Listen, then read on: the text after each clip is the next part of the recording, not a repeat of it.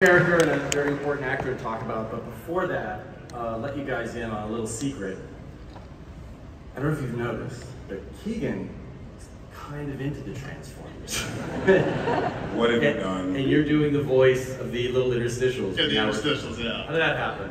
We did it during ADR, right? It was after we were doing ADR. We were recording after the initial records, and Josh was like, I think they want you to do this little interstitial thing, and I jumped at the chance. I was like, yeah, so I could do my announcer voice. And now we return back to the panel. So anytime you get to do announcer voice, you know what I mean? Yeah, you gotta do that. Yeah, come through. Yeah. So Josh, tell us about Alpha Triumph. Lawrence frickin' Fishburne. Yeah. Woo! Alpha Triumph. He's obviously been through some things. He's not looking his best there, but tell us who this character is. A lot of people probably know who he is, some might not. He's one of the original primes that is, I don't want to say too much. Don't want to say really, too much. But, like an elder statesman of this world. Right? Yes, and he sends them on, I'll just say working with him was phenomenal. Just absolutely phenomenal. And his voice is so powerful, as you can tell. This cast is insane. The executive who brought us The Matrix, so we can be grateful for that. Were you instrumental in bringing him into this? I was definitely the first one to reach out. We obviously had a conversation about it, and he was new. Like, it'd be great because that voice he has, it's just so rich, and it carries command and wisdom. And Alpha Triumph's a character who is sort of the keeper of wisdom. Exactly. And so he just fit the character, and when we were putting together our ideal list, he was the first one, and we were both like, oh. And his voice is great because even just saying anything, literally, like he could read the instructions off a cake mix. Right. Serious. You kind of be that bottle of water. Yes, sir. Another new thing in this film is that Transformers were not. Comedy was not always their forte. Other characters did that. But you have a very stoic figure like Orion Pax, later Optimus Prime, Megatron, same thing, very heavy dude. But I was thinking, like, that's kind of what Thor was too, wasn't it, Chris? Like a heavy guy who gets to do some comedy. You see any parallels between the God of Thunder and playing comedy as Optimus Prime? Yeah, look, it was, firstly, just, what Peter Cullen has done with the character is so incredible. Iconic, and the thing that, is equally as inspiring is also terrifying when trying to play the character. But the goal was never to mimic or, sound like Peter Cullen. This was the brash, young, cocky version of or Orion Pax or Optimus Prime, and it was before he had become the all-knowing, omnipresent figure that is so brilliant to what we've become to know and love.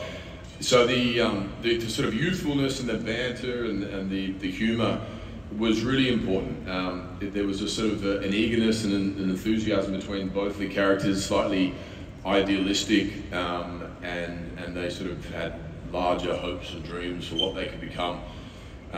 And that was, I found, also helped ground the story. To sort of, to begin the characters as we know them would have been, again, mimicking something would have felt too similar to what we've seen. So it felt, it was an original sort of story there the first time I read the script, which I was incredibly excited about, and we had a lot of fun with. But there's something about characters who are trying to be their best. There is a little falling off a cliff, literally. Yeah. Something funny about that.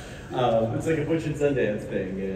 Yeah. Brian, what did you think about that? Like the heaviness of D16, even if he's not as heavy as Megatron later, there's something about him that's trying to be real. Yeah, I mean, like that's what I love. I'm a huge fan of origin stories. I'm a huge fan of discovering why they are the way they are. And what we got to do in this one was really have a sense of play. Usually when we see the Transformers, it's like war and everything is already like ready to go. And with this one, you get to see them discover all these different parts about themselves. They get to play, they get to laugh, they make jokes, they punch each other in the face, they do all these different things that I feel like, you know, young people do. Not punching each other in the face. Punching part, especially. Kind of. It is funny when it's recorded. But, you know, like those, we wanted to bring that, and Josh let us really find that and play with that and really, you know, discover what this origin of friendship really is. And so, and it really kind of like mimics who we are with each other. Like we are absolute idiots. Mortal enemies. We are absolutely like mortal enemies. But it's true. Like it mimics like who we are, and Josh allowed us to bring those parts of ourselves into the booth and to put them in these characters, and you know that's what you get. You know. Also, I knew if you fell in love with them as a friends, if the audience falls in love with them, it's going to be heartbreaking when they finally break up. And that to me, I was like, oh, that's fascinating. And you fall for people who make you laugh. Yeah, that's true. They're fun to be around, as B127 feels too. Okay. Oh. So we have one more clip, and Josh, you want to set this up? This is again a heavy moment that still gets some laughs out of it. It's the high guard. We're meeting some fan favorites here, and this clip, just to say, is we've cut out some spoilers, so it bounces around a little bit, but you get the idea. And I don't want to say anything more. Let's watch it. Let's watch the clip. First choice. First choice, we call him up and he says yes, and then we go to record him. And I said, you know, show me his you star know about screen. Transformers? And, oh yeah, I know about that. Really quiet. And then I say, all right, let's go ahead. And he goes, ah! And I was like, wow, this is amazing. So I'm a huge Big Lebowski fan, so this is a dream come true. Very cool. We're going to open it up now for audience questions. Those who ask questions will get, you all got a poster when you came in, correct? That was the plan. You're supposed to have a poster, but if you ask a question, you get a different poster, and it's autographed. So that's a little extra, so better be good. That's all we're saying. Oh, look at those hands go up. Yeah. Let's hear your question. Go for it. Hi guys, my name is Sam. My question is for the panel. If tomorrow morning you woke up as a Transformer after the initial shock, what would you transform into first? Do you really think Keegan would be shocked? That he hasn't done it already. I do have the sound, yeah. It's interesting. You know what? I would love it if I transformed into a boat. Yeah? Like a boat, yeah. It's just like a speedboat. I've never seen a Transformer boat, I don't think. So I would want to transform into a boat. Yeah, that would be mine. Sea spray! Good. Yes, maybe you're on the sea, I'll go to the sky in something with wings. You really want to fly. Ah, you could join me, come on. Okay, but tell him the other thing you said. Wings and what else would be on your Transformer? I can't remember. The roller skates? Oh, roller skates. Yeah. He is obsessed Wings and roller skates. Wings Just and roller for an skates. easy landing, you know? What would I transform into? I don't know, something practical, like an ice cream maker. I like ice cream. Have ice cream whenever you want. And everyone makes friends with people who bring ice cream. So that's Very good. It is very practical. That's very pragmatic, Brian. Yeah. pragmatic. Chill bot. Yeah. How about you, Josh? I would be a triple changer and I'd turn into these three guys right here. Oh, triple changer. The check's not gonna clear. Lorenzo, do you have one? Yeah, I think I would turn into a Porsche. When you get to drive one of those things, let me tell you, it changed your life. Let's hear the next question. Hello everybody.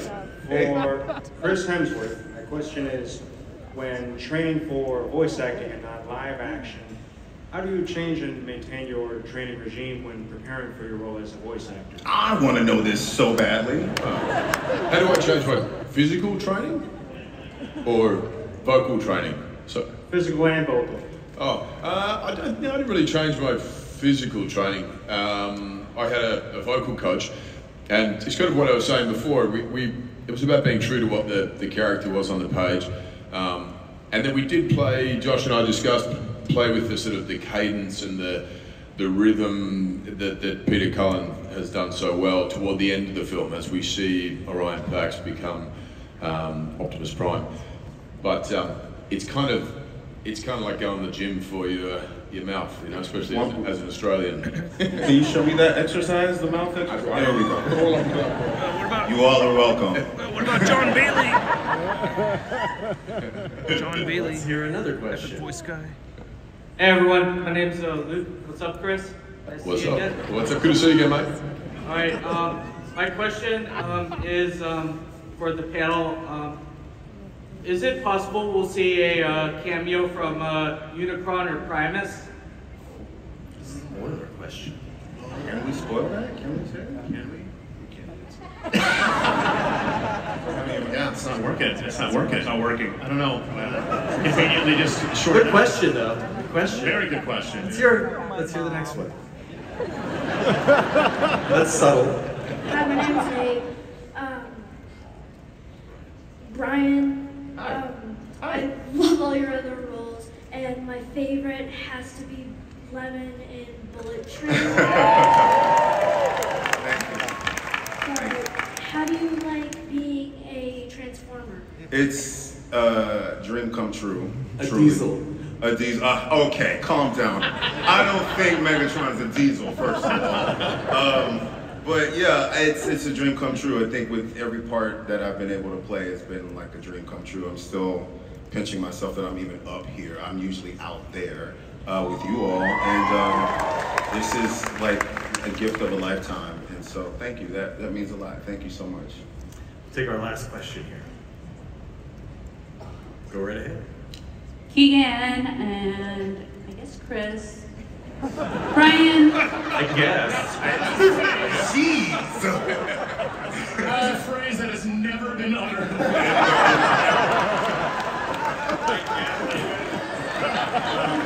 Nobody has ever said. I feel great right now. That is historic. That's amazing. Since we're here at San Diego Comic-Con, what do you think would be the optimal vehicle or object to navigate through and be deceptive? And be deceptive. Oh my God. I was Undercover, then, I guess. Yeah, undercover. Yeah, I mean, I guess a subway car, but there's no subway system here. But gosh, that is Definitely roller skates and wings. You and roller skates? I was gonna say. But besides that, If you really wanted to blend in, you'd be one of those light-up carts that people ride around. Oh, there you go. Yeah. What are those little? You mean the? I'm just thinking about those little. You know those little carts that go around the streets and serve food. You know, Oh, yeah. Food, yeah. Yeah. If I was limber enough, I'd just get one of those guys, and then you could just deliver me to each building that I needed to go to. I was gonna say like a Lime scooter. Like, the ones that are on the street that people just leave anywhere. Like that's deceptive. Yeah, because you can just drop one and run. That to me is the Decepticons. Lime scooter with a mask, wearing a mask. This Yeah. has gone rogue. Chris, I guess. I guess we'll throw that. That's your new name now. Chris, I guess. Can you add that to the credits? And Chris Hemsworth, I guess. We had a joke. question mark. We had a joke that we did because Keegan and I are known by 3 names. Yes. And so now I think you're Chris, I guess, Hemsworth. I feel satisfied. Thank you. I love you, Chris. Thank you. I love you too. Thank you. Actually, do it. Anyone love me at all?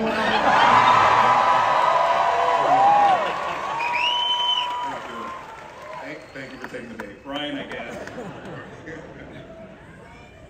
We're running short on time, but I can't resist letting this young man ask a question. Go I ahead. have 7. 7? The Comic-Con people are going to give you the hook because there are other panels. They better not. We want to hear all Let's hear it. Let's hear it. Come on, man. Let's hear him. Hello. This question for everyone. What is your favorite Transformer? Favorite Transformer. All right. I said Soundwave, so I got mine. That's mine. Yeah. Definitely Ratchet. I'm sticking by that. It's a way of life at this point. And Chris. I really like Bumblebee. I like Bumblebee. I do. Yeah, especially like what you've done with him too. You've given him the greater sense of fun and enthusiasm. Yeah, I like the description of he's a enthusiastic kid. It That's great. Thank you. I'm saying thank you like I created the character. Just like you. I guess Bumblebee, actually. Lorenzo, how about you? I guess. How about you, Lorenzo? You've lived with these characters for a long time. I know, and you switch allegiance each time. That's the hard part. You know, you always love Bumblebee because he's so lovable. And then Mirage came in the last live action, and God, he's funny, but it's hard not to be pro Optimus Prime. Yeah, classic. It's not hard to be anti-Optimus Prime either. You'll see. Because you guys just watch. Watch the movie. All right. So we have one last thing we're going to do here. You all will get something to take away with the posters. The questionnaires get their special autographed posters, but we have a special prize that we're going to raffle off. It's a one-of-a-kind prop. It's probably the key artifact in Transformers lore. Let's see it. Who knows what this is? Just shout it out. Well, it's on the screen now. Matrix of Leadership. There it is. Give away. Here it is. It is autographed by our lovely cast up here, and we're going to now throw up a number generator. Those tickets you got coming in, look at those now, and if your number comes up, do not rush the stage.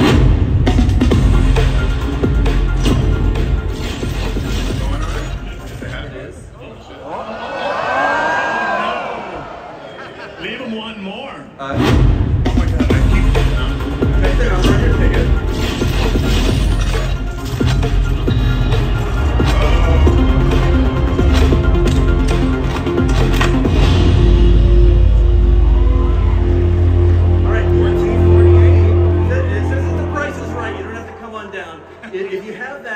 If you have that, you can stand up and make some noise, but you're going to go collect it at the Hasbro booth. They will help you get your Matrix of Leadership, which, unless these guys decide to fight over it. Nah, we let you. Now come up on stage. Where's the winner? Last thing we have to do. Where's the winner? I want to hear someone say, yes, it's me! Somebody? Does anybody have it? Yeah! Do you? Come on. Is that real? Is that a real 1448? Come get it. Well, now they don't want to show themselves because they're going to get jumped. That's somebody take their ticket. Yeah, I get it. All right. We didn't have any chills, sorry. We got to wrap up. But I think we want to play the trailer, right? We're going to do the trailer. Yes. The hits keep on First ever that this has been. These guys are going to take individual pictures with each and every one of you. We don't have time for that. So if our cast and filmmakers would gather here in the corner, if you want to be in the picture with them, we're going to bring up the house lights. Everybody, let's hear it for Transformers 1. Lorenzo, Josh, Keegan, Brian, and Chris, I guess. You got the touch. You got the power.